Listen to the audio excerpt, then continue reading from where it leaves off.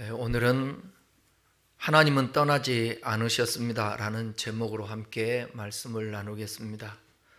우리는 2025년 마지막 주일을 보내고 있습니다.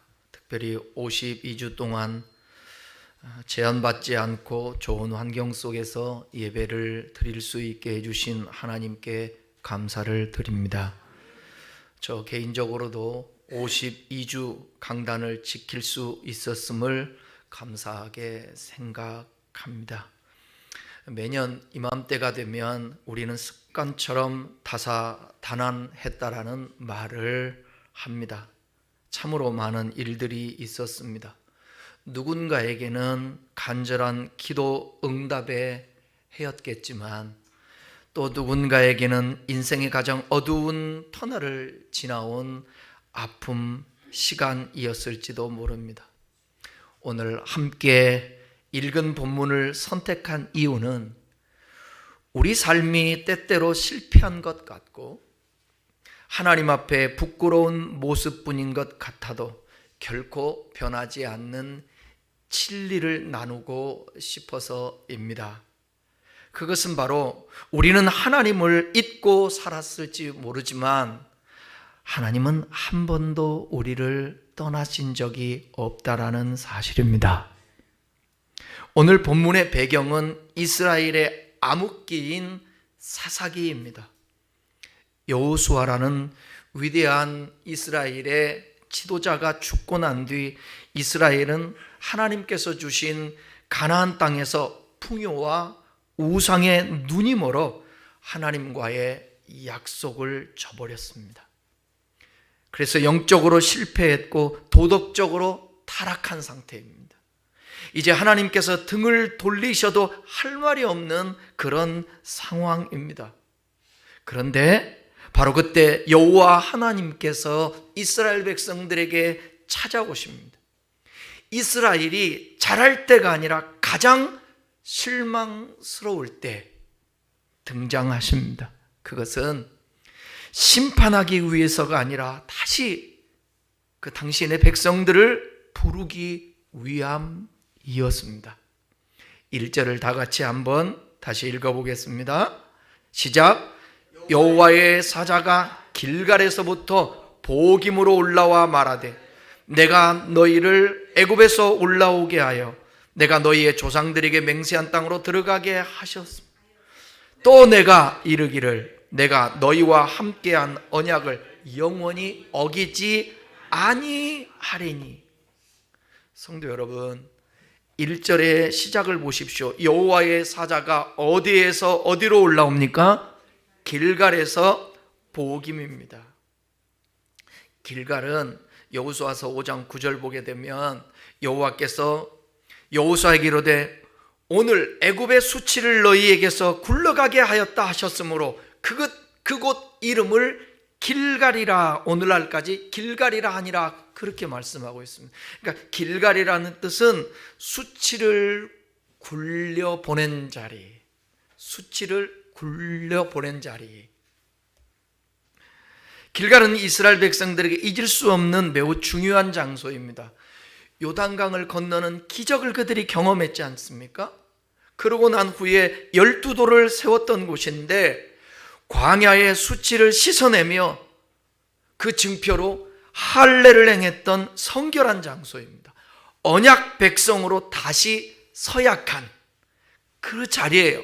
불순종하고 하나님 앞에 1세대들은 버림받고 그럼에도 불구하고 하나님의 그 신실한 언약 때문에 이스라엘 백성들을 인도해서 지금 요단강을 건너 길갈에 이르렀어요. 거기서 다시 서약하는 것입니다.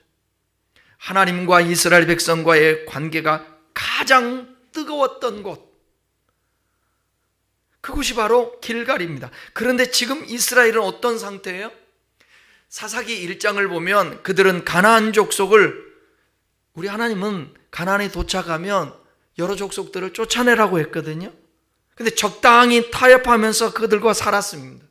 그러니까 영적으로 나태해졌고 하나님의 약속은 희미해졌어요. 한마디로 말하면 실패한 상태예요. 그러나 하나님은 저 멀리 거룩한 길갈에만 계시지 않았습니다. 이스라엘이 타협하고 무너져 있는 그들의 현 주소인 복임으로 친히 올라오셨습니다. 그래서 복임에서 여호와의 사자를 통해서 말씀한데, 복임이라는 뜻은 뭔가? 여러분 성경에 보게 되면 글 옆에 써져 있죠? 우는 자들이라는 뜻이에요. 하나님은 언약의 자리에서 우는 자들의 자리까지 백성을 따라오셨다라는 사실입니다. 이스라엘이 실패의 자리에 서 있을 때 하나님은 그들을 내팽겨 두지 아니하시고 곧바로 심판하지 않으시고 하나님은 그 자리에 찾아오셨다라는 사실이에요. 이것이 바로 은혜입니다. 우리가 올해 한 해를 살아가면서 하나님을 뜨겁게 사랑했던 나의 길가를 떠나서 때로는 우리 권사님 기도처럼 방황도 하고 여러 가지 어려운 일들을 당하고, 근데 하나님은 오히려 우리가 울고 있는 그 실패의 현장 복임으로 찾아오신다라는 거예요. 그리고 하나님은 과거에 행하신 그 구원, 애굽에서 나오게 하고 약속, 맹세한 땅이에요. 가나안 땅. 그것을 상기시킨 후에 엄청난 선언을 하십니다. 따라하십니다. 내가 너희와 맺은 언약을 영원히 어기지 아니하리라. 이스라엘 백성들은 그 언약을 어겼습니다. 근데 하나님은 그런 죄악 가운데 있는 자들, 불순종 가운데 있는 자들, 허물과 죄 가운데 있는 자들, 그들을 향해서도 내 언약은 영원히 파괴하지 않고 어기지 않을 것이다. 그렇게 말씀하고 있는 것입니다. 신명기 31장 6절 한번 읽어볼까요? 너희는 강하고 담대하라. 두려워하지 말라. 그들 앞에서 떨지 말라. 이는 내 하나님 여호와 그가 너와 함께 가시며 결코 너를 떠나지 아니하시며 버리지 아니하실 것입니다. 가나안 땅을 향하는 이 세대들 이스라엘 백성들에게 약속한 말씀이에요. 너는 강하고 담대해. 내가 너와 함께 하니까 너는 떨지 마. 여러분, 어떤 상황에서도 강하고 담대하십시오. 그리고 사람들 앞에서 어떤 상황에서 떨지 마십시오. 내 하나님 여호와 그가 너와 함께 하시며 결코 너를 떠나지 아니하며 버리지 아니할 것이다. 하나님은 버리지 않습니다. 떠나지 않습니다. 그래서 지금 길갈에서 신혼의 첫사랑의 그 달콤함을 누렸던 그 은혜, 그걸 잃어버렸단 말이에요, 이스라엘 백성들이. 그런데 우리 주님이 복임까지 찾아오시는 그 주님, 그 신실하신 언약을 이루시고자 하신 그 약속, 당신은 사랑의 하나님이고 진리이신 거짓이 없으신 하나님 아니십니까? 그래서 그 약속을 신실하게 지키기 위해서 이스라엘 백성들이 지금 범죄하고 허물 가운데 있어도 그들을 떠나지 않고 버리지 않을 것이라. 그리고 말씀하는 것입니다. 언약은 이스라엘이 먼저 어겼어요. 약속을 깬 쪽은 사람이에요. 사람, 인간이에요. 그러면 계약은 파기되어야 마땅되지 않습니까? 그런데 하나님은 말씀합니다. 너희는 어겼으나 그러나 나는 어기지 않는다. 나는 영원히 이 약속을 붙들 것이다. 기억하십시오. 우리가 하나님을 잊어버린 순간에도 하나님은 우리와 맺은 언약을 포기하지 않으십니다. 그래서 저도 여기까지 올 수 있었고 여러분도 이 자리까지 올 수 있었습니다. 하나님은 오늘 이 마지막 주일 여러분의 복임으로 찾아오셨습니다. 길갈에서 복임까지 포기하지 않고 올라오신 그 하나님의 발걸음이 바로 올 한 해 우리를 지탱해 온 보이지 않는 은혜의 동력이라고 저는 믿습니다. 그 신실하신 하나님 앞에 우리의 모든 허물을 내려놓고 다시 일어설 수 있기를 축복합니다. 2절 읽겠습니다. 시작. 너희는 이 땅의 주민과 언약을 맺지 말며 그들의 제단을 헐라하였거늘 너희가 내 목소리를 듣지 아니하였으니 어찌하여 그리하였느냐. 이 말씀은 하나님의 아픈 질책입니다. 어찌하여 그리하였느냐. 이것은 정죄의 목소리가 아니라 하나님 아버지의 탄식이라고 저는 생각해요. 세상의 가치관과 타협하고 하나님보다 돈을, 하나님보다 안락함을 더 사랑했던 우리의 지난 12달을 돌아보게 하시는 것입니다. 하나님은 우리가 세상과 짝하느라 그분의 목소리를 외면하던 순간들을 다 알고 계세요. 하지만 그 아픈 질문 속에 담긴 진짜 속마음은 뭐냐? 왜 나에게서 멀어져 그렇게 힘들게 사느냐? 라는 안타까운 하나님 아버지의 마음의 표현입니다. 3절도 읽어보십시다. 3절. 그러므로 내가 또 말하기를 내가 그들을 너희 앞에서 쫓아내지 아니하리니 그들이 너희 옆구리에 가시가 될 것입니다. 그들의 신들이 너희에게 올무가 되리라 하였노라. 여러분, 3절을 읽으면 마음이 무거워지지 않습니까? 하나님께서 대적들을 쫓아내지 않으시고 그것이 우리의 인생의 가시와 올무가 되게 하시겠다라고 말씀하고 있는 거예요. 우리가 살다 보면 가시가 있습니다. 올무가 있습니다. 없는 사람이 어디 있겠어요?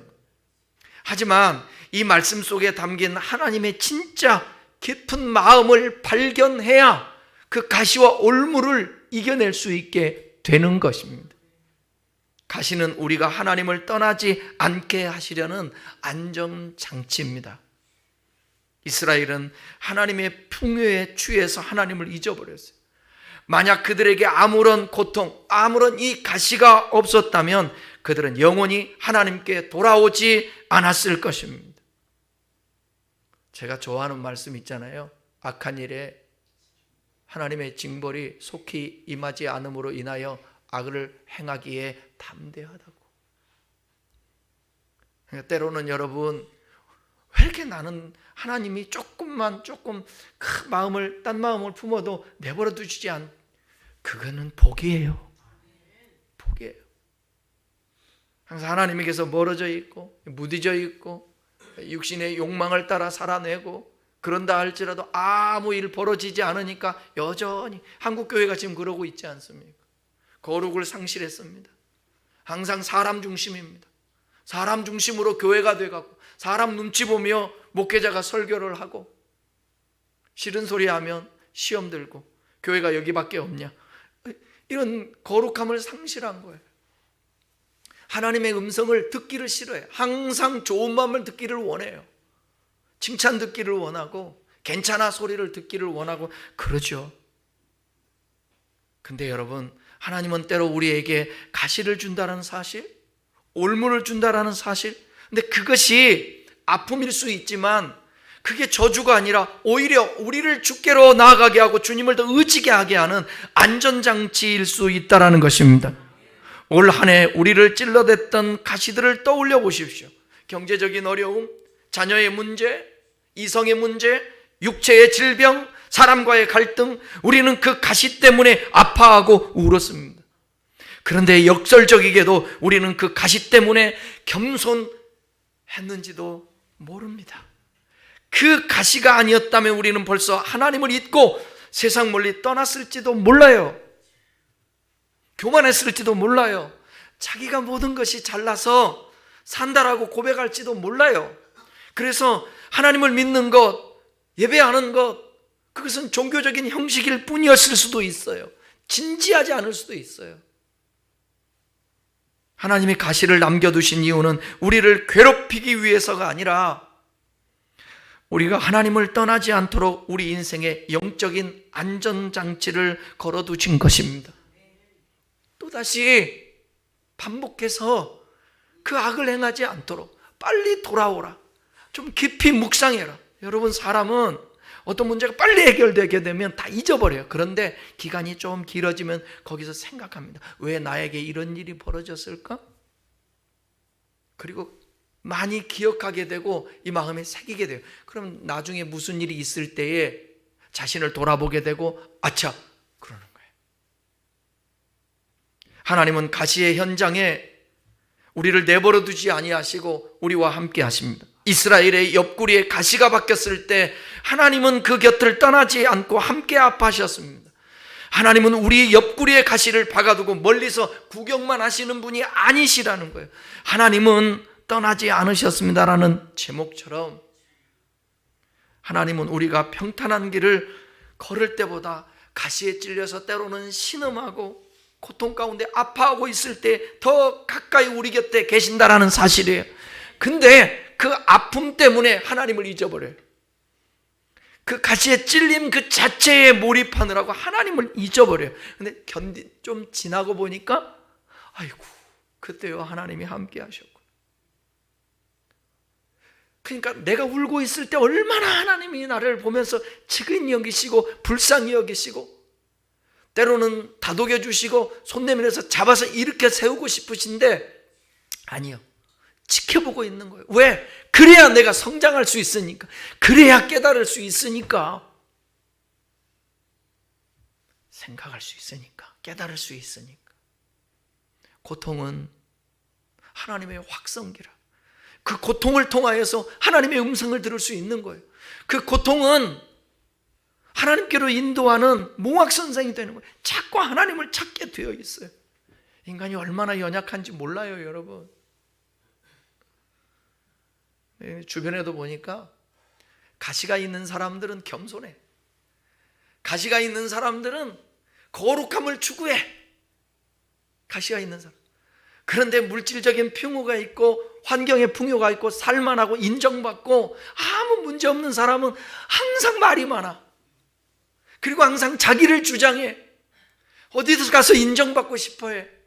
그리고 드러내.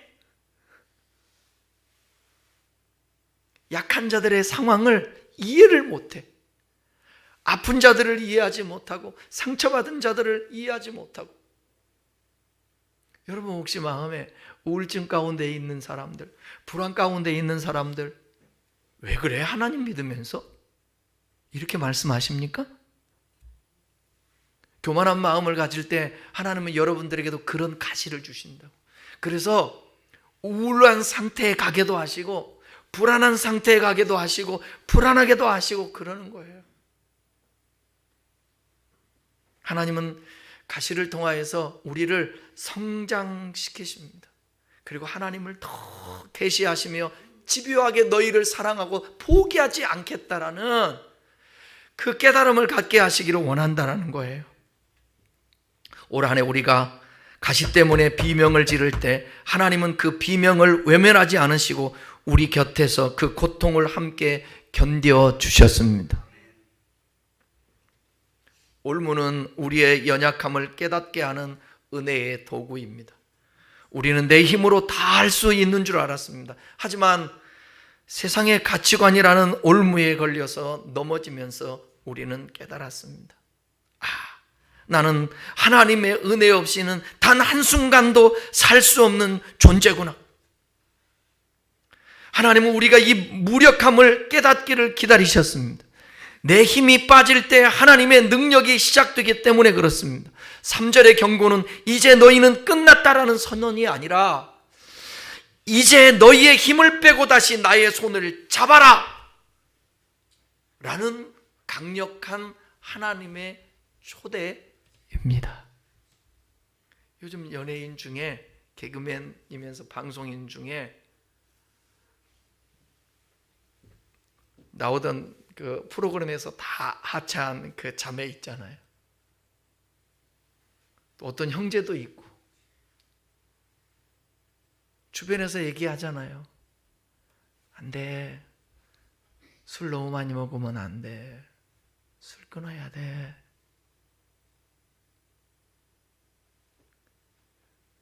그것이 올무가 된 거예요. 이것을 통하여서 겸손해지고 주님 앞에 나오고 그런 계기가 혹시라도 됐으면 좋겠어요. 여러분, 언제나 기억할 것은 주님과 나와의 관계 안에서 주님이 말씀하신 그 언약 잊어버리면 안 돼요. 잊어버리면. 왜 바울과 같은 위대한 사람에게 가시를 줬겠어요? 네 약함을 인정해라. 그 약할 때가 강함이니라. 제가 살아온 삶을 보게 되면 진리다.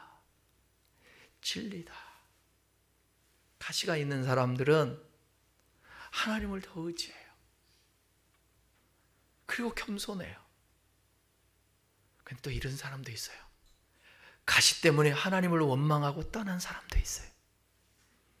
아직도 맨날 왜 자신은 돌아보지 아니하고 자신과 하나님 관계 속에서 내가 어떻게 살아냈는가는 그런 생각하지 않고 지금의 처해 있는 상황만을 묵상을 해요. 그리고 왜 하나님 앞에 왜냐고만 질문하면서 평행선을 이루고 가고 있어요. 동상이몽의 삶이에요.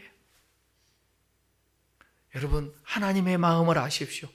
여러분이 찔리고 있는 가시가 있다면 그것은 여러분의 연약함을 깨닫게 하는 하나님의 은혜의 도구인 것을, 그리고 하나님의 강력한 초대인 것을, 무릎 꿇고 하나님을 의지하게 하는 것을 여러분 알 수 있기를 바랍니다. 아사 왕이 하나님의 축복 가운데 하나님의 그 태평 속에서 그가 교만해졌고, 히스기야가 죽을 지경에서 하나님이 살려주셨는데도 불구하고 그가 교만해져서 높아지고 인정받고 그러니까 하나님을 멀리하고. 여러분, 우리의 시작들은 때로는 부족할 수 있지만 가면 갈수록 대기만성의 은혜와 하나님과의 더 신실한 관계와 하나님의 축복을 누릴 수 있는 여러분 될 수 있기를 바랍니다. 아버지 부르면 사랑하는 딸아, 사랑하는 아들아, 그 음성이 들려줘야 되는, 뭔가가 막혀 있는 것 같아. 이거 분명히 하나님이 해결해 주셔야 되는데 아버지를 부르면 기도도 안 나와. 막혀 있는 것 같아. 그때 오늘 기억하십시오. 하나님은 그럼에도 불구하고 여러분을 지켜보고 계시고 여러분과 함께 한다라는 거예요. 그러니까 그 자리에서 회개하고 일어나야 되는 것입니다. 4절 읽어볼까요? 4절, 여호와의 사자가 이스라엘 모든 자손에게 이 말씀을 이르매 백성이 소리를 높여 운지라.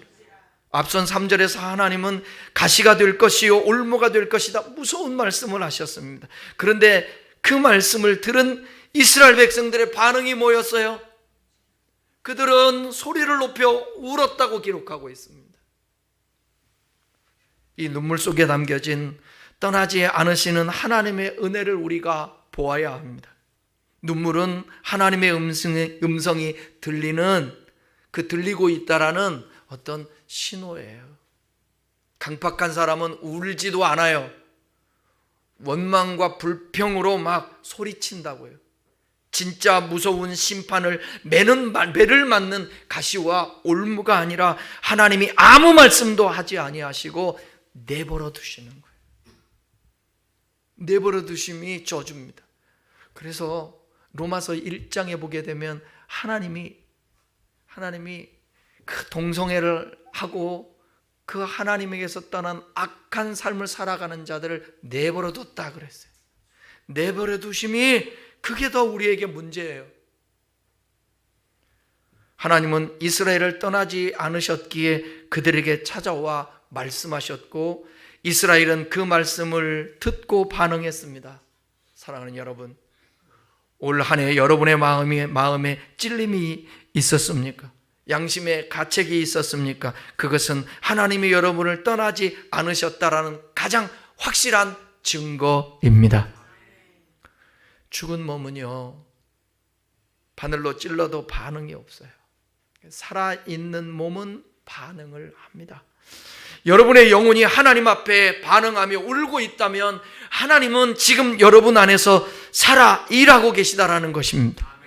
백성들이 소리 높여 울 때 하나님은 이제 와서 울면 뭐하냐, 그렇게 냉정하게 돌아서시는 분이 아니에요. 울기만 하면, 돌아오기만 하면, 두 손 들면 하나님은 맞아주시는 것입니다. 그 눈물을 통해 그들의 굳어있던 마음이 녹아내리는 것을 우리 주님은 지켜보시기를 원하시는 거예요. 눈물은 회복의 시작입니다. 따라하겠습니다. 눈물은 회복의 시작입니다. 아멘. 백성들이 울었다라는 것은 소망이 있다라는 뜻이에요. 눈물은 죄로 오염된 영혼을 씻어내는 맑은 생수와 같습니다. 하나님은 우리가 울고 있는 그 자리에 함께 계셔서 우리의 눈물을 담고 계십니다. 그래서 시편 기자는 말해요. 눈물로 씨를 뿌리는 자는 기쁨으로 단을 거두리로다.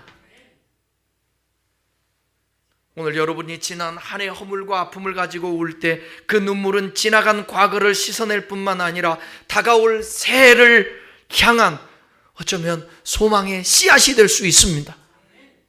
울어야 합니다. 울어야 합니다. 사람 앞에서가 아니라 하나님 앞에서입니다.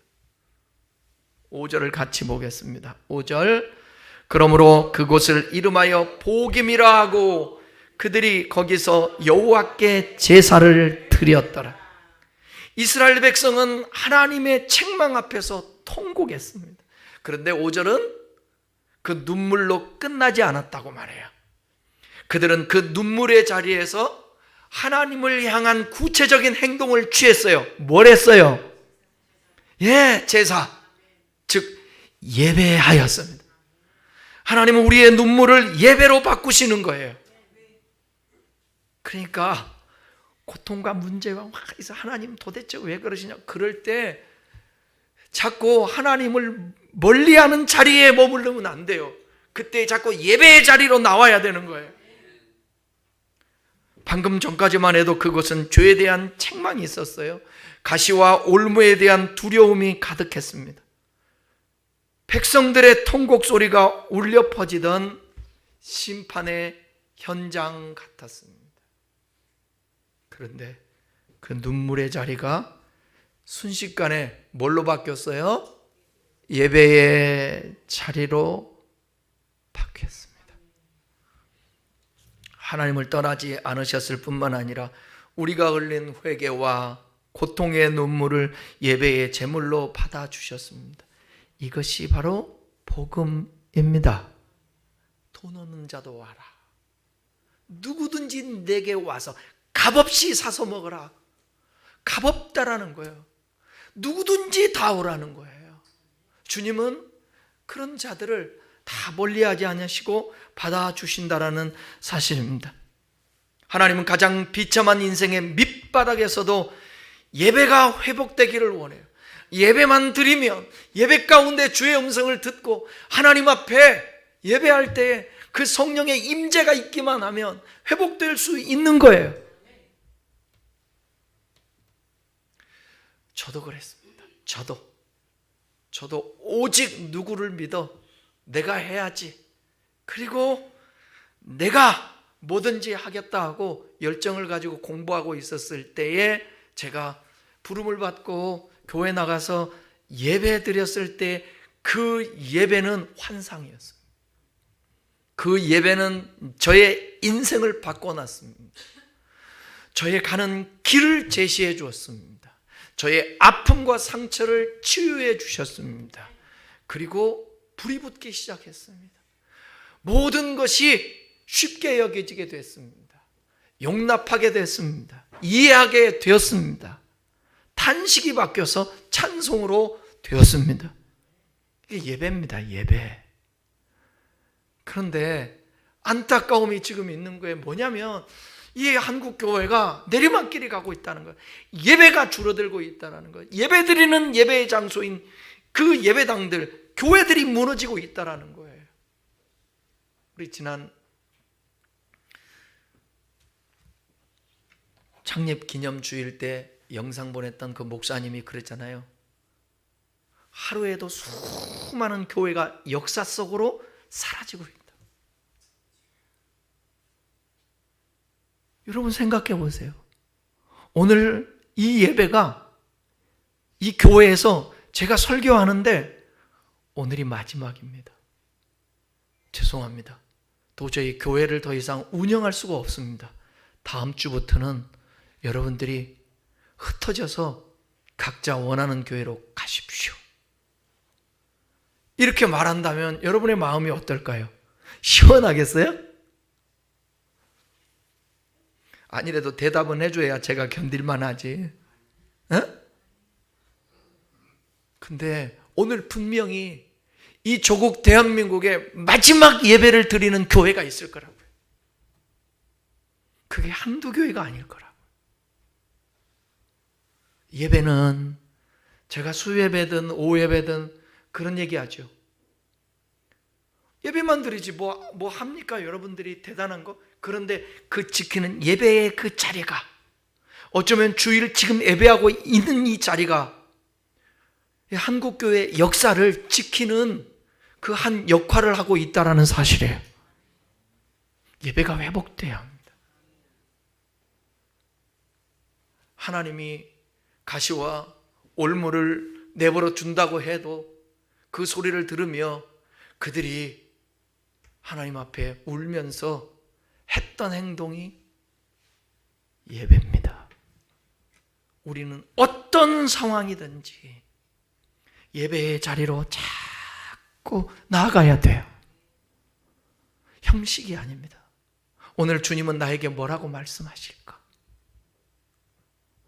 저는 설교하면서도 주의 음성을 듣습니다. 이 말은 나에게 하는 말이야. 성경을 보고 여러분 묵상을 해다가 주의 음성을 들어야 합니다. 여러분들이 매일매일마다 주님과의 관계 속에서 느낌이 있어야 합니다. 저는 요즘 몇 번 하고 싶은 말을, 그래, 참자. 1시간 후에 지나고 보면 주님이 입술에 파수꾼을 세워주셨구나. 주님이 막아주셨구나. 왜? 하나님, 아침에 일어나면 기도할 때 하나님 오늘 하루도 나의 입술이 범죄하지 않게 해주시고, 나의 발걸음이 범죄치 않게 하시고, 나의 손이 범죄치 않게 하시고, 나의 마음이 악하지 않게 해주시고, 그런 기도들이 삶의 현장에서 하나님이 보이십니까, 여러분? 안 보이잖아요. 근데 세미하게 하나님이 간섭하시고 인도하시는 거예요. 순간순간. 평상시에 하나님과 친해야 혹여 여러분들에게 어려운 일이 있을 때, 가정과 이 사회와 삶의 현장에 어려움이 있을 때 아버지 부르고 곧바로 무릎 꿇을 수 있습니다. 다행인 거예요. 이스라엘 백성들의 이 행동이, 이 복임에서의 눈물과 이 복임에서의 예배가 다행했던 거예요. 하나님은 우리가 완벽할 때 찾아오시는 분이 아닙니다. 우리가 울고 있을 때 하나님, 제가 잘못 살았습니다. 그럼에도 불구하고 여기까지 인도하신 것이 은혜입니다 라고 고백하며 울고 있는 그 복임의 자리에 하나님은 찾아오십니다. 아니, 이미 와 계십니다. 말씀을 마치겠습니다. 하나님과의 약속을 잊기도 했고, 세상의 가치와 올무에 찔려 비명을 지르기도 했을 것입니다. 그러나 오늘 본문이 우리에게 주는 결론은 명확합니다. 우리는 하나님을 잊었을 때조차 하나님은 단 한 번도 우리를 잊거나 떠난 적이 없으시다는 거예요. 하나님은 저 멀리 거룩한 곳에만 계시는 분이 아니에요. 길갈에만 머무르시는 분이 아니에요. 우리가 실패하고 울고 있는 오늘 이 자리, 우리의 복임까지 친히 찾아오시는 분이신 것입니다. 그리고 우리의 눈물을 닦아주시며 이렇게 말씀하여, 나는 너와의 언약을 영원히 어기지 않을 것이다. 너는 여전히 나의 자녀다. 성도 여러분, 올 한 해 마지막 결산 보고서에 여러분들은 뭐라고 적으시겠습니까? 나의 성취? 나의 실패? 그 적지 마십시오. 대신 이렇게 적으십시오. 그럼에도 불구하고 하나님이 떠나지 않으셨습니다. 하나님이 떠나지 않으셨습니다. 이제 그 눈물의 자리에서 일어나 다시 예배드릴 수 있기를 바랍니다. 우리를 붙들고 계신 신실하신 하나님의 손을 잡고 담대하게 나갈 수 있기를 축원합니다. 성경 한 구절 읽고 마치겠습니다. 히브리서 13장 5절입니다.